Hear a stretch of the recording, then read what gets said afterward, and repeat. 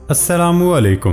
क्या आपको पता है कि हमारी आंखें कभी कभार क्यों फड़कती हैं? या फिर क्या आप पाकिस्तान की एक ऐसी खातून के बारे में जानते हैं जिसकी मर्जी के बगैर नासा का कोई रॉकेट उड़ान नहीं भर सकता? क्या कभी आपने सोचा कि मकड़ी अपने जाले में क्यों नहीं फंसती? और बहुत ही कम लोग इसके बारे में जानते होंगे। आज की वीडियो में आप ऐसे ही हैरान कर देने वाले इंटरेस्टिंग फैक्ट्स के बारे में जानकर हैरान होने वाले हैं। मैं हूं हम्माद सादिक और आप देख रहे हैं रियलिटी फैक्ट्स। तो दोस्तों चलते हैं आज के इस दिलचस्प सफर की तरफ।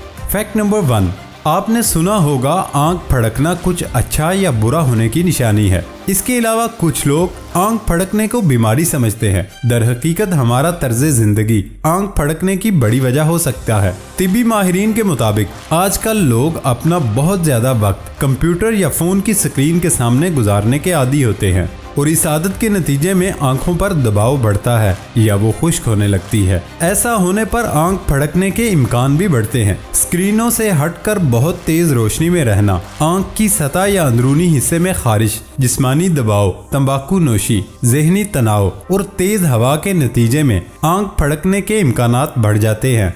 अगर आंख की इस हरकत से परेशान है तो आंखों को कुछ वक्त तक आराम दें। अगर मुमकिन हो तो अपने से कुछ देर के लिए वक्फा करें और शाम में ऐसी सरगर्मियों को अपनाएं जिसमें स्क्रीन वगैरह का कोई दखल न हो। बहुत कम ऐसा होता है जब आंख फड़कना किसी आर्जे की निशानी हो, और वो भी उस वक्त जब मुनासिब आराम और स्क्रीन वगैरह से दूरी के बावजूद ये सिलसिला बरकरार रहे। अगर उसके बावजूद आंख की लर्जिश ना रुके तो ये पलकों के वरम, आंखों की खुश्की, रोशनी से हसासियत और मोतिया वगैरह की अलामत हो सकती है। बहुत संगीन मामलात में ये किसी दिमागी और असाबी निज़ाम के मसले की निशानी हो सकती है।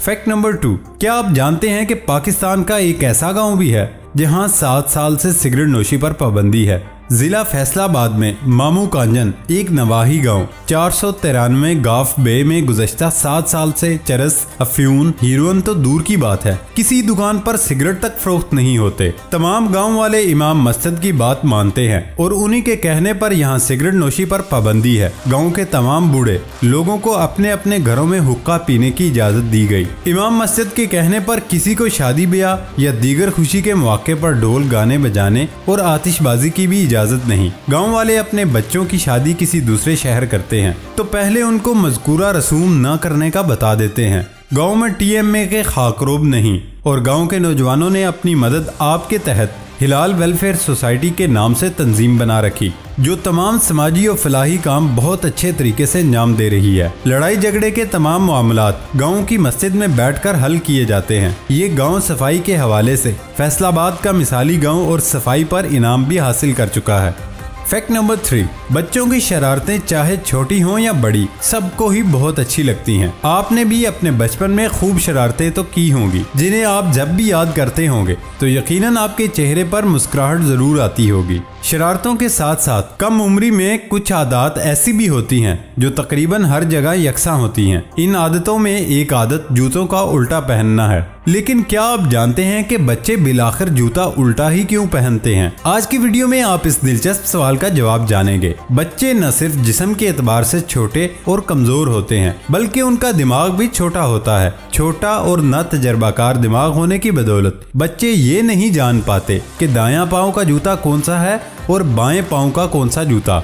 उनका छोटा दिमाग दाएं और बाएं में फर्क नहीं कर पाता और वो बिला तफरीक उल्टे सीधे जूते पहनते हैं। लेकिन ये चीजें हमें इसलिए वाज़े नजर आती हैं क्योंकि हम बड़े होने के लिहाज से दाएं और बाएं का फर्क बासानी कर सकते हैं। यकीनन आपको हमारा आज का ये फैक्ट इंटरेस्टिंग लगा होगा। कमेंट बॉक्स में अपनी राय से जरूर आगाह कीजिए।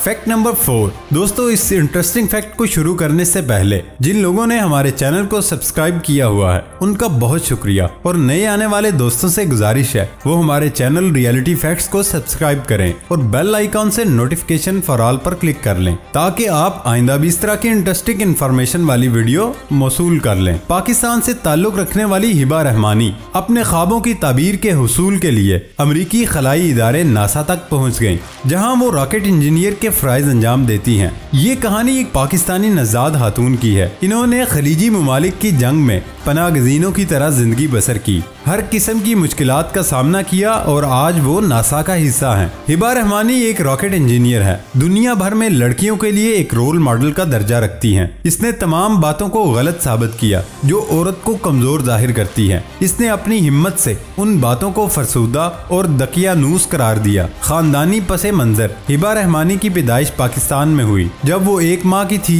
तो उनका खानदान कुवैत शिफ्ट हो गया। उसने वहाँ तब तक अच्छा बचपन बसर किया जब तक खलीजी जंग का आगाज नहीं हुआ, जब नील आर्मस्ट्रांग ने चांद पर कदम रखा था। इसने कहा, ये वो वक्त था जब मैंने अपना पहला साइंसी मुशाहिदा किया। शायद ये ही मुशाहिदात मेरे शौक के हुसूल का सबब बने। ये एक मुश्किल वक्त था। कुवैत और इराक आपस में नबर्द आजमा थे। उसने कहा, मुझे याद है जब मैंने अपनी माँ और बहन के साथ जिंदगी बचाने के लिए पाकिस्तान आने का सफर किया। मेरे वालिद इन दिनों अमेरिका में थे। जंगबंदी के बाद हिबा रहमानी अपनी फैमिली के साथ एक बार फिर कुवैत मुंतकिल हुई। वापस जाकर उसने रॉकेट इंजीनियर की तालीम हासिल करने का फैसला किया। कुवैत में हाई स्कूल मुकम्मल करने के बाद 1997 में अमेरिका मुंतकिल हुई और फ्लोरिडा की यूनिवर्सिटी से कंप्यूटर इंजीनियरिंग में ग्रेजुएशन मुकम्मल की। बाद अज़ां हिबा बैनुल अक़वामी नासा की इंजीनियरिंग एंड टेक्नोलॉजी से वाबस्ता हुई, जहां उसने खलाई इंजीनियरिंग के मैदान में अपने सफर का आगाज किया। इसने कहा कि मेरा शौक मुझे यहां तक लेकर आया। इसने अपने शौक के जुनून के तहत बड़े बड़े मिशन पूरे किए। इसने कहा कि ये मेरी जिंदगी का तजर्बा है कि बड़े ख्वाब देखो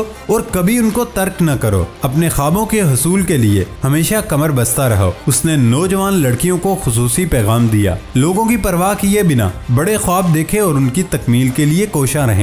फैक्ट नंबर 5, जैसा कि हम सभी जानते हैं, इस दुनिया में बहुत सारे ऐसे जानवर हैं जो अपनी बॉडी के अंदर 1 या 2 सालों के लिए फूड या वाटर स्टोर कर सकते हैं। लेकिन दोस्तों, क्या आपको पता है इस दुनिया में एक ऐसा दरख्त भी मौजूद है जो गर्मियों में पानी की किल्लत से बचने के लिए पूरे ही सीजन के पानी को अपने तने में वाटर टैंक की तरह स्टोर कर सकता है। ये दरख्त टर्मिनालिया टोमेंटोसा है। ये दरख्त बहुत ही आसानी से जमीन से बरसातों और सर्दियों के मौसम में पानी को सक करके अपने तने में स्टोर कर लेता है, जो कि इतना प्योर होता है कि उस पानी को आप पी भी सकते हैं।